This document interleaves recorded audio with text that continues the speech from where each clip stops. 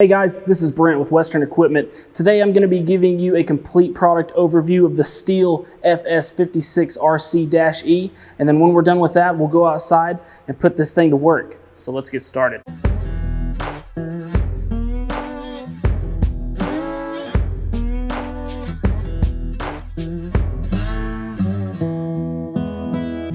To start, guys, let's talk a little bit about what is going to come with this unit when you purchase it from the dealership.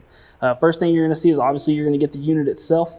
It is going to come fully assembled. The only thing that you will have to throw on is going to be your strap here, which is super easy just with this clip. You're also going to get this adjustment tool. This is going to be a star-headed tool here to be able to adjust things like your handle, as you can adjust how far up or down the shaft you want this to be. This is also going to be good for multiple other pieces, screws that are going to be on your weed eater here. So next thing you're going to get is a pair of safety glasses. Highly recommend, guys, anytime you're using this machine to wear these. Good safety habits there. The other thing you're going to get here is your operator manual. Now, for some reason, if you do not get this, which you should when you buy from the dealership, if you don't, you can go online and print one of these out, and I would highly recommend you do that and make sure it's study over this thing before you go out to operate it. So let's look now here a little closer at the engine. So a little bit about the FS56RC-E before we dive into these engine specs is this particular unit does still fall in the residential category, but as you noticed there in the beginning, this is a straight shaft model, meaning that it is going to allow more power from the engine to the head as you're not having that curve in the drive shaft like you do on those curved shafts. So jumping right into that, guys, this engine is a 27.2 cc. It's also a 1.07 horsepower, and it holds right at 11.5 ounces of fuel here in the upright fuel tank. Some of the things that you can see back here on the rear obviously is the pull start. Now, as you heard me mention, it is a C-E, which means it does have the easy two-start system.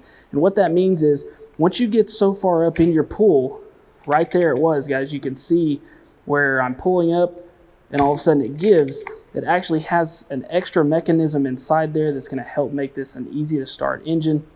And once you get so far up in that pull, the engine actually starts to turn over instead of having to make that full pull to get that engine turning. So nice feature on this machine. Also, you can see right up here, very easy to get to your spark plug. You can also see right here your fuel primer bulb, super easy to get to as well. Over here on this side, we do have an opening there to get to our muffler, and that is going to be a spark arrested muffler. So right in there is going to be a screen, has a screw that you can take loose to take that screen out and clean it from time to time. It's going to be very important for the way this engine's going to run. So you're going to want to check that screen from time to time and clean that out. But make sure the engine is cooled off before you do that, as this muffler will get very hot. Around here on the other side, guys, we do have our choke system. Now this is going to be very similar to most other units. You're going to have that run position, which it is in right now. You can also flip it up.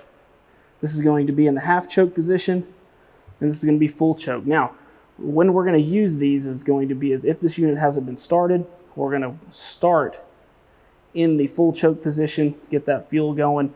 Once we fire and die, when we're trying to start that engine, we'll pull the rope, it'll fire and die. We'll move down here to half choke, and then once we get the engine running, we'll pull the trigger here and it will go to the run position. So that's a very nice feature also on this machine is that if you are in choke and you get the engine started, you're not going to have that problem of leaving it in choke, because once you pull the trigger, it will jump down there to your run position. Now you also have right here these three holes. These are going to be your carburetor adjustments. You have a low, a high, and an idle. If you're having issues with this machine running, you'll want to definitely check out in the operator manual just exactly how to adjust these.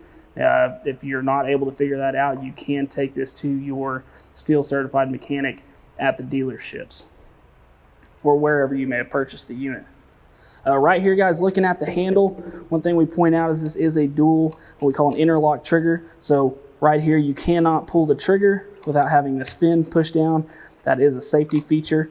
You're also going to have your kill switch up here. Another nice feature about that is you cannot leave this in the off position. Once you go to kill that machine and you let off, it will go back into the start position. Moving on up, guys, talking a little bit about this handle, which we touched on in the beginning, is this is an adjustable handle. You've got these 2 star-headed bolts here. You can loosen these up and slide this back or forward so you can make sure that you're comfortable when operating this machine. So guys, from here, let's talk a little bit about the cutting head. Looking down here at the cutting head, guys, a couple of things that I'd point out that you may not ever think about or would never have noticed if someone hadn't have told you or pointed it out is, now we talked about this being a straight shaft. One nice thing about the shafts on these straight trimmers like this is they are fully lined, meaning that that drive shaft inside has a lining all the way around it that's going to keep it from vibrating within this shaft. First of all, it's going to reduce that vibration for operator comfort, and then also it's going to reduce wear on the shaft, the internal shaft and the outer shaft, by having that lining. Some other things, guys, we know that whenever we're using these trimmers, we are carrying them. We may have the shoulder strap, but you're also going to be looking for, the lightest trimmer possible, for that operator comfort. So one great thing about these is they do come with these aluminum cast pieces here. Very durable, very strong, but also contribute to that weight of this machine, as the whole weight of this unit is going to be 10.6 pounds. Now, talking about the cutting head here, all of these units are going to come standard with the auto cut 25-2 head. Now what that means is this is a self-feeding head. It does have the bump feature. So we do have that bump knob right there on the head that whenever we're using this unit, we get ready to run out of string here, we're going to bump that until we hear that string come out. And then it also has a cutting edge here that is going to cut that string off whenever it gets to the length it needs to be. Now, once you have this string all the way out here and all the way out on the other side, you are going to have a cutting swath of 16.5 inches. So you've got plenty of cutting width there. It's going to make for a very efficient machine to cut with. We do have the shroud here that's going to come standard on it. Now, this shroud in particular is going to be only for the string purpose, as we can see right here by this icon. As you can see above, it says no blades for this shroud here, and that is going to be something you want to take advantage, take notice of, is that you are not going to want to put blades on this unit. Also, it's going to indicate right here on the shroud which direction this string is going to turn, and that's going to be vital for you, so you can know where you're going to want to stand, either on this side or this side of the unit whenever you're doing that cutting. So guys, from here, let's show a few service points and then we'll put this thing to work. Guys, I would say that there are 5 main service points. 2 of them we've already touched on a little, but we'll just go over them one more time. One is obviously going to be the spark plug here. You're going to want to make sure that you're checking that from time to time. It's really easy there to take that cap loose. And then from there, we can get our spark plug wrench down in there and take that out, change it out, check it out, whatever we need to do there. The next one that we also talked a little bit about is going to be this muffler screen here, which is going to be inside right here in this muffler housing, actually bolted directly on the muffler itself. You're going to want to check from time to time there, check that screen, pull that out, give it a good cleaning, maybe with a wire brush, and some solvent cleaner there. Make sure you're taking care of that, as that will dictate a little bit how that engine runs, making sure we're able to get that exhaust out like we need to. The third one is going to be right over here on the side, guys. It's going to be your air filter. You can get to it with that star-headed tool that you have. Really easy. Put that on there. Go ahead and loosen this all the way off. This housing will come all the way off here. And then you'll just be able to pop this filter right out and pop the new one in. The next one, 4th one here, is going to be our primer bulb. As you guys can see, it is tucked right underneath here, as we can see it from this back side. Now, to be able to get it off and change it, if it were to get cracked, damaged, worn, whatever may happen there, you will have to take this back housing off. There's 3 or 4 screws, very easy to take off, and then you have 4 screws on top here by the primer bulb. Take that metal plate off, replace with your new bulb, go back on with that plate, and it's as simple as that for changing. Now, our 5th and final one, guys, is going to be our fuel filter. It is down here in the tank. Sometimes they're a little hard to see, as they like to hide back in there, but you can see it poking out there on the side. What you can do to get in there, guys, take a set of needle nose pliers, reach down in there, pull it out, remove it from the hose, and change it out as needed. And guys, that there is going to be your main 5 service points on one of these guys. So from here, let's show you how she runs. So starting the unit, guys, first off, I filled up here with Stihl Moto Mix. As you see here, this is fuel mix 50-1. So right there, it's that high performance patented fuel. This is a 93 octane fuel. This fuel here also is going to have some stabilizers and some cleaners in it. It's a great product to have around. This is what I like to start all my new units with. Yeah, make sure to get them started out on the right foot. This is also something great to have around to run through your machines, you know, once or twice throughout the cutting season, just to keep things clean, keep things going smoothly the way that they should. Now, starting up this unit, first and foremost, we're going to go ahead and prime this. Make sure you press that a good, you know, at least 5 times. You know, even if you're getting fuel into that bubble, the thing is you can't ever push too much through, because even if you keep priming it, what that's doing is that's just going to keep sending that fuel that's not needed back to the tank. So just make sure and get that good and primed.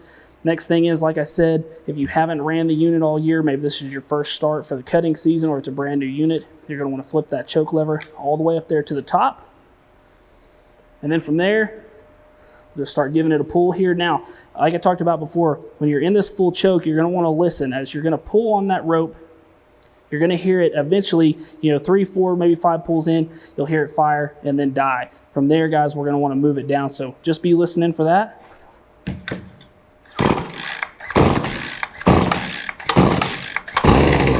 So there's the fire and die. So from there, guys, we're going to move it down 1 step there to half choke.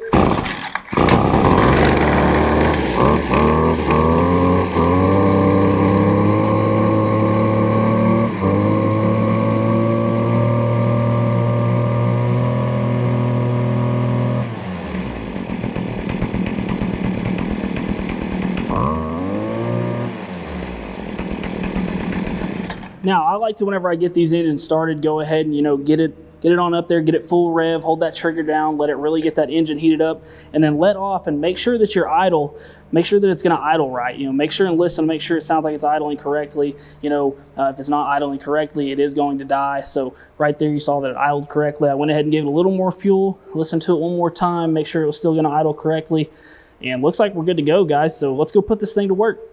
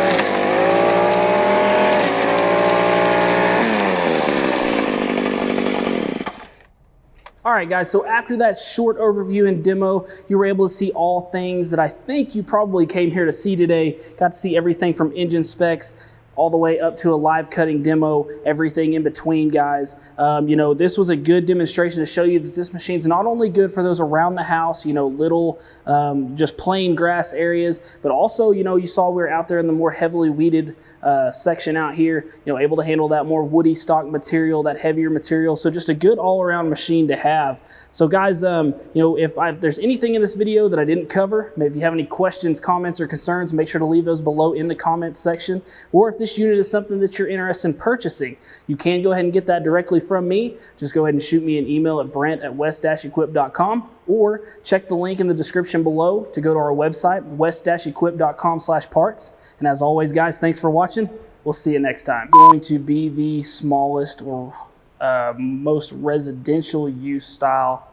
Golly, it's bothering me. We'll start by showing you all the components of this unit.